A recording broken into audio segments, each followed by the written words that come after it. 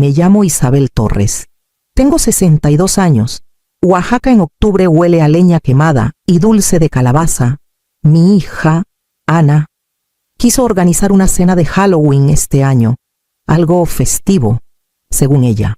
Su casa en la colonia Reforma estaba llena de luces anaranjadas y velas de canela, con calabacitas decorativas en cada rincón, combinando perfectamente con su manicura. Yo llevé un pay de nuez, la misma receta que hacía mi madre. La mesa brillaba con copas de vino y risas. El esposo de Ana, Gabriel, contaba historias de su trabajo. Mi hijo, Leonel, estaba pegado al celular, medio escuchando. Yo me senté en una esquina, sonriendo como lo hacen las madres cuando ya no están seguras de encajar.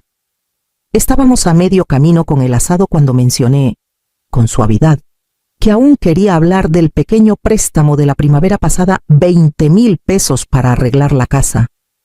Mantuve la voz ligera, evitando sonar como contadora. Ana se quedó helada, con el tenedor en la mano.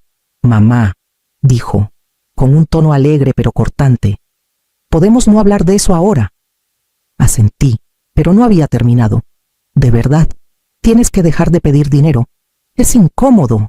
Sus palabras cayeron como un golpe seco que hizo que la habitación se tambaleara. Hasta las llamas de las velas parecieron estremecerse. Gabriel carraspeó. Leonel bajó la mirada y alguien soltó una risa demasiado fuerte, sin motivo. Sentí un ardor en el pecho, rápido y conocido. Quise explicar cómo mis ahorros se habían ido en sus tarjetas, en su coche, en la cocina nueva que ella llamó una inversión. Pero esas explicaciones ya estaban desgastadas, así que sonreí. Claro, dije en voz baja, tienes razón. La conversación volvió como una ola que cubre algo feo. Ana sirvió más vino. Alguien alabó el centro de mesa. Tomé mi copa, asegurándome de que mi mano no temblara. La luz del porche parpadeaba a través de la ventana. La observé brillar contra la noche, firme y cálida. Y, como esa luz, algo dentro de mí también se asentó. Doblé mi servilleta, la puse junto al plato y dejé que las risas fluyeran a mi alrededor como una corriente en la que ya no necesitaba nadar. Para el postre, supe exactamente qué haría antes de que terminara la noche. El regreso a casa fue silencioso. Una de esas noches oaxaqueñas que zumban con grillos y el roce de los mezquites contra los faroles. El aire olía ligeramente a sal y magnolias viejas. Mantuve ambas manos en el volante, repitiendo las palabras de mi hija como si fueran un disco rayado. Para de pedir dinero. Es incómodo. Cada repetición cortaba como un cuchillo limpio a través del ruido en mi cabeza. Durante años, expliqué, justifiqué y suavicé cada límite hasta que no quedó nada que proteger. Esa noche, esa suavidad se sentía como podredumbre. Cuando llegué a mi pequeña casa cerca de los valles centrales, no encendí las luces. Colgué mi abrigo, puse el pay sobrante en la mesa y me quedé ahí un buen rato, escuchando el tic-tac del reloj de la cocina acercándose a la medianoche. Rafael, mi esposo, solía decir, los límites protegen el amor. Isa, lo había olvidado. O tal vez tuve demasiado miedo de vivirlo. El brillo de mi celular iluminó la habitación cuando abrí la app del banco. Mi pulgar dudó un momento. Luego se movió con una firmeza que me sorprendió. Mensaje al banco: retiren a todos los usuarios autorizados de mis tarjetas de crédito y congelen cualquier tarjeta compartida donde yo sea la titular. Abrí la segunda cuenta, en la que Ana estaba como firmante autorizada, y eliminé su acceso. Luego transferí mi saldo a una nueva cuenta individual. Hice lo mismo con Leonel. Cada acción era como exhalar después de contener el aliento por años. Cuando terminé, apagué el teléfono y lo dejé en la mesa de noche. El silencio que siguió no estaba vacío, estaba vivo. Me metí bajo la colcha que la hermana de Rafael había hecho, la que aún olía ligeramente a cedro, y cerré los ojos. El sueño llegó fácil, tranquilo y completo, como si finalmente hubiera ganado el derecho a descansar. El sol salió pálido y suave sobre los valles centrales. Una de esas mañanas oaxaqueñas con más neblina que luz. Me desperté más temprano de lo usual, renovada como no me sentía en años.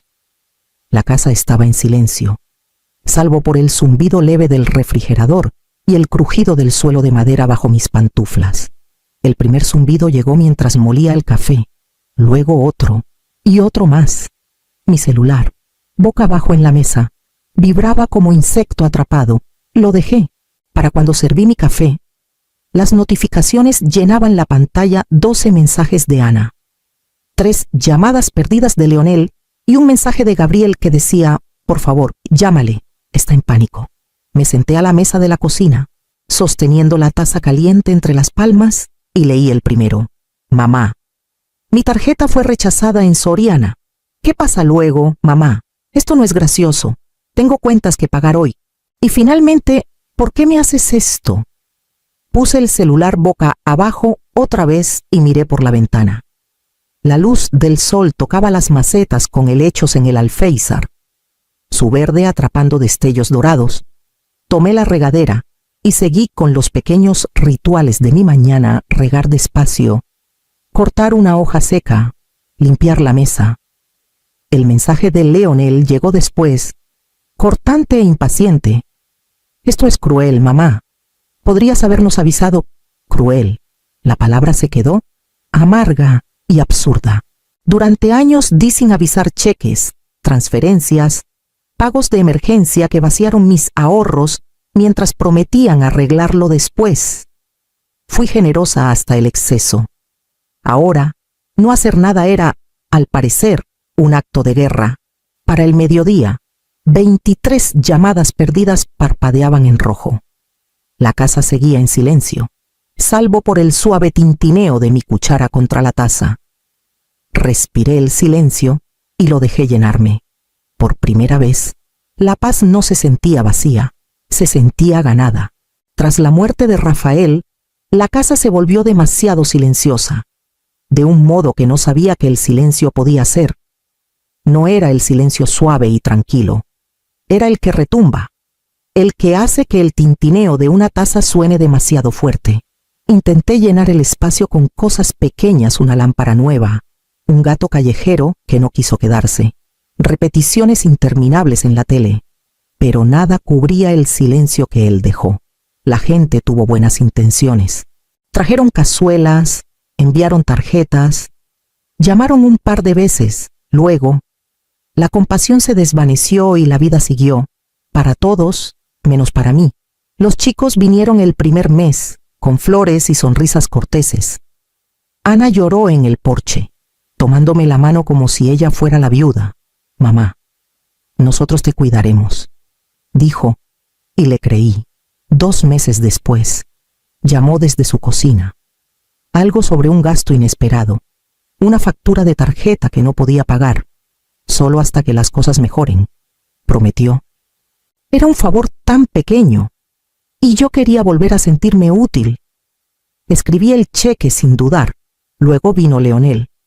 Le habían reducido las horas de trabajo y necesitaba ayuda temporal hasta su próximo cheque. Otro cheque, otra razón para seguir conectada. Ayudarlos me hacía sentir menos sola, como si la mano firme de Rafael aún me guiara a través de ellos. Pero los meses se volvieron años. Temporal se hizo rutina. Pagué saldos, transferí dinero, cubrí multas por pagos atrasados de su hipoteca. Ana remodeló su cocina, la que pagué, y me mandó fotos de los mostradores de granito con corazoncitos en el pie de foto. Leonel compró un coche nuevo por fiabilidad en el trabajo, mientras yo seguía manejando el viejo sedán de Rafael con los asientos de cuero gastados. Los números se acumulaban en silencio, como agua en una canaleta. 40,000 pesos se fueron antes de que me diera cuenta, y eso sin contar las tarjetas. Cada peso disfrazado de amor. Me decía que así mantenía unida a la familia, que eso hacían las madres, pero en el fondo sabía que tenía miedo de quedar atrás, de convertirme en la viuda que solo visitan en Navidad. Cada cheque era como una disculpa por seguir respirando, por no pedir nada, por existir sin él. No fue hasta esa noche de Halloween, cuando las palabras de Ana cortaron años de negación, que vi la verdad. No los estaba ayudando a valerse por sí mismos.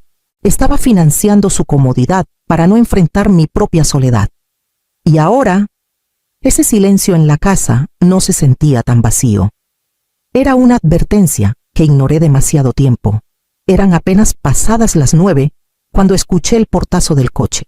A través de las cortinas de encaje, vi a Ana cruzar el patio con una blazer impecable y tacones altos, el rostro endurecido como piedra. El aire aún traía la dulzura húmeda de la lluvia de anoche, pero ella traía su propia tormenta. «Mamá, me humillaste», soltó apenas abrí la puerta. La dejé pasar.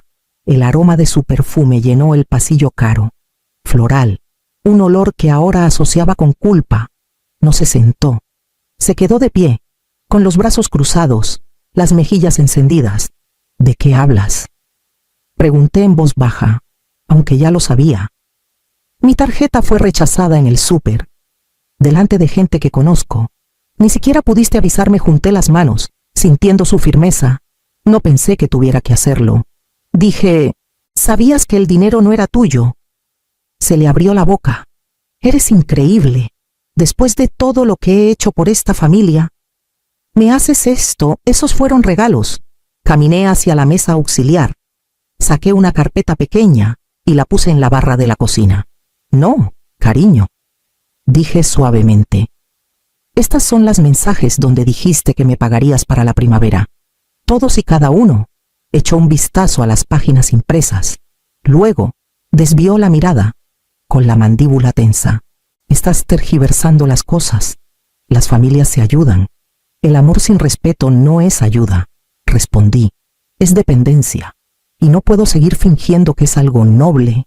Los ojos de Ana brillaron, pero parpadeó antes de que las lágrimas cayeran. «Estás cometiendo un error, mamá», dijo, con la voz temblando entre enojo y miedo. «Tal vez», dije, «pero es mío». Se dio la vuelta, los tacones resonando en el porche. La reja se cerró con fuerza, haciendo tintinear el móvil de viento que Rafael colgó hace años. Me quedé en la puerta mucho después de que se fue, escuchando el eco lejano de su coche desvanecerse por la calle. Las lágrimas llegaron, calientes y esperando. Pero algo más fuerte dentro de mí me dijo que no las dejara caer. Leonel llamó 2 días después. Su tono era medido, ensayado. La voz que usa cuando quiere que algo suene razonable. «Mamá, podemos sentarnos a hablar todos. Creo que nos desviamos del camino». Acepté, más por curiosidad que por otra cosa. Nos reunimos en la casa de Ana ese domingo por la tarde, en el mismo comedor donde todo empezó.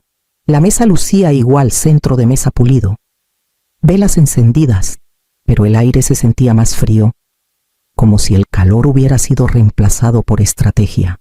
Ana estaba en un extremo, con los brazos cruzados. Leonel se paró junto a la ventana, fingiendo revisar su celular.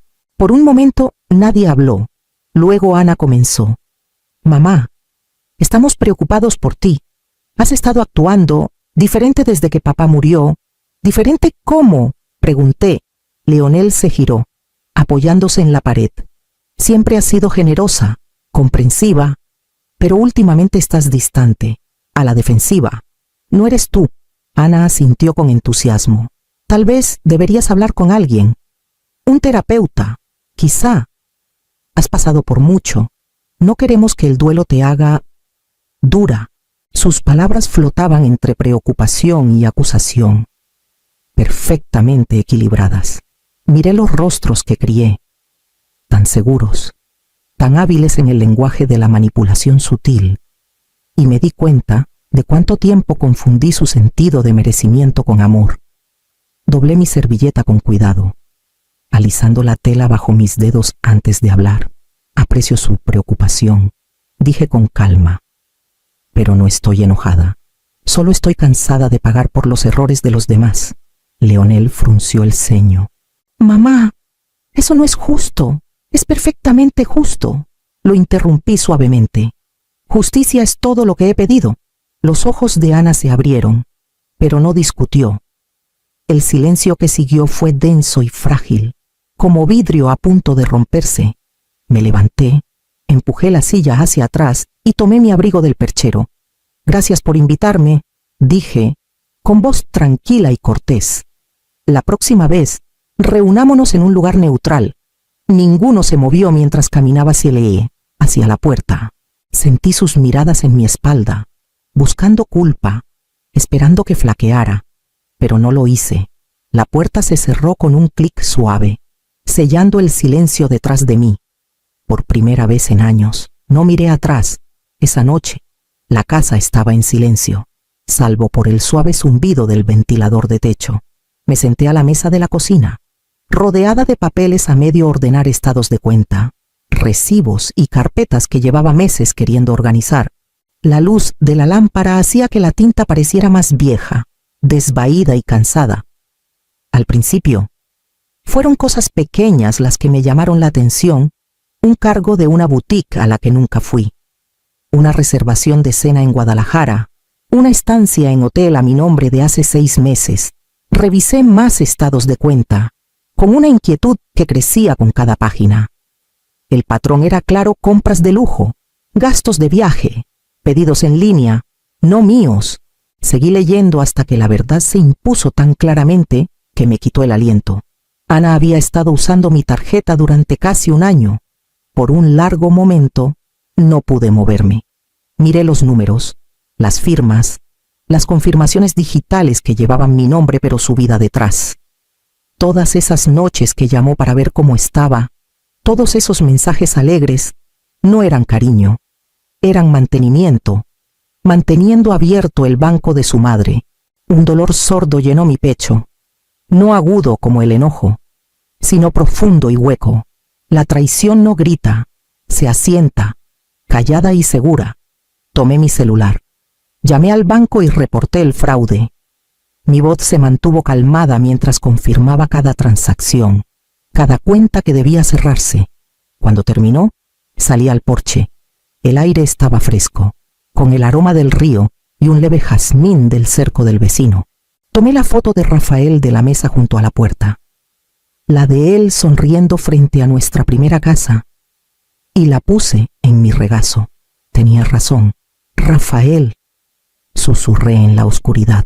Los límites protegen el amor. Las palabras no dolieron al decirlas. Se sintieron como una puerta cerrándose, suave pero definitiva. La oficina de abogados estaba sobre una librería antigua en el centro de Oaxaca, sus ventanas empañadas por la humedad del río. Nunca había estado ahí, pero la placa de latón en la puerta: Patricia Vargas, abogada, lucía firme, como alguien que no desperdicia palabras. Adentro, el aire olía ligeramente a papel y cera de limón. Patricia, de unos 50 años, con el cabello corto y peinado hacia atrás. Tenía un trato práctico pero amable. Me ofreció café que no tomé y me pidió que empezara desde el principio. Le conté todos los préstamos, el silencio, la humillación y, finalmente, los estados de cuenta. Escuchó sin interrumpir, tomando notas con una letra apretada y uniforme. Cuando terminé, levantó la vista y dijo: «Usted tiene todo el derecho de protegerse, señora Torres. La familia no excusa el fraude». Sus palabras me sorprendieron. Eran simples, casi gentiles, pero cortaron años de dudas como un viento limpio en una habitación cerrada. Redactamos los documentos juntas, una carta formal exigiendo el reembolso, junto con un reporte de cargos no autorizados. Patricia lo redactó con precisión serena, sin amenazas ni enojo, solo la verdad en blanco y negro. Cuando firmé, mi mano no tembló. La carta salió ese viernes, durante días. El celular estuvo en silencio. Luego, una tarde, mientras el sol se hundía tras los valles centrales, Ana llamó. Su voz temblaba entre la estática. «¿De verdad demandarías a tu propia hija?». Sostuve el teléfono con cuidado, como si fuera algo frágil. «Ya demandaste mi corazón», dije suavemente. «Solo estoy cobrando los daños». Colgó sin decir más. El sonido de la línea cortándose fue extrañamente suave, casi misericordioso. Un mes después, llegó una notificación de la oficina de Patricia confirmando el acuerdo, pagos programados mediante transferencias automáticas mensuales bajo un contrato firmado, sin disculpas, sin reconciliaciones dramáticas, solo un orden legal y silencioso. Puse la carta en la mesa de la cocina, junto al viejo reloj de Rafael. La casa se sentía quieta pero no vacía, como si algo pesado finalmente se hubiera levantado. Afuera, la luz del atardecer se extendía por el patio, suave y dorada. Preparé un té. Lo serví en mi taza favorita, la que está un poco desportillada, y me quedé junto a la ventana viendo desvanecerse el día. La justicia no se sentía como un triunfo, se sentía como respirar tras años de contener el aliento. Un año después, el aire en Oaxaca traía esa misma mezcla de sal y dulce decadencia. El aroma del otoño presionando suavemente contra los porches. Otra noche de Halloween, aunque esta vez la casa brillaba con una luz diferente. Había horneado 2 pies de nuez, uno para los vecinos, otro para la mesa, y puse unas calabacitas decorativas en los escalones. La cena fue sencilla, solo un puñado de amigos del club de lectura. Mi vecina Nora y su esposo, que trajeron su famoso pozole. La conversación fluyó fácil, con risas suaves y sin esfuerzo. Nadie pidió nada, nadie tomó más de lo que dio. El ruido de los platos y las voces gentiles llenaron la casa como la paz llena una habitación que ha esperado demasiado por ella. Cuando todos se fueron, apilé los platos, tarareando para mí misma. La noche se había enfriado, de esas que te hacen echarte un chal sobre los hombros. Estaba limpiando la mesa cuando mi celular vibró. Un mensaje de Ana: último pago enviado. ¿Podemos hablar por un momento? Solo lo miré. Las palabras eran simples, cuidadosas, sin drama, sin disculpas, sin exigencias. Pensé en la mujer que era hace un año, toda bordes afilados y sentido de merecimiento. Y me pregunté si al fin estaba empezando a verse con claridad. Mis dedos se movieron lentamente sobre la pantalla. En su momento, estoy orgullosa de que cumpliste. Dejé el celular. Apagué la luz de la cocina y salí al porche. El aire brillaba con las risas lejanas de los niños en la calle, sus disfraces destellando bajo la luz de los faroles. Encendí el mío, una pequeña lámpara de huracán que Rafael y yo compramos en un mercado de pulgas hace décadas, y vi la llama asentarse firme tras el vidrio, en el patio. Nora saludó mientras le daba dulces a una niña vestida de mariposa. Le devolví el saludo, sonriendo. La noche se sentía completa, tranquila, ganada. Me apoyé en el barandal, con la lámpara cálida a mi lado, y respiré el suave zumbido de la vida volviendo a sí misma, por primera vez en años. No me sentí la madre de alguien, ni viuda, ni salvadora. Solo me sentí Isabel Torres, de pie en su propia luz,